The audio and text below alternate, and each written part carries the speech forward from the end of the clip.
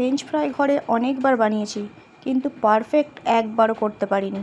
কারণটা আমি আপনাদের এই ভিডিওতে বলবো। ক্রিসপি তো ফ্রেঞ্চ ফ্রাই হয়, কিন্তু এই ক্রিসপিনেসটা 2-4 মিনিট পরেই চলে যায়, নরম হয়ে যায়।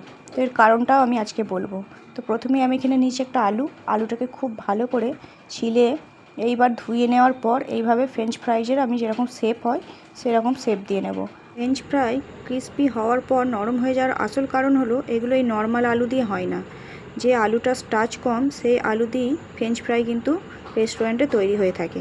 আর ফুটন্ত গরম জলে আমি আলুটাকে জাস্ট 2-4 সেকেন্ডের জন্য আমি এটাকে বয়েল করে নেব।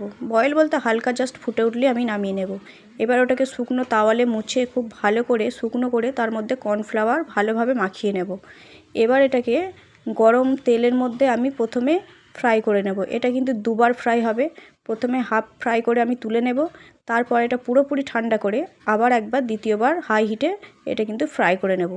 আমি মিথ্যা কথা বলে কোনো ভিডিও বানাই না। আমি জানি এই ফ্রেঞ্চ ফ্রাইটা হওয়ার সময় ক্রিসপি হয়েছে, কিন্তু একটুখানি পরেই আমার কিন্তু নরম হয়ে গিয়েছিল। তবে খেতে কিন্তু খারাপ লাগেনি।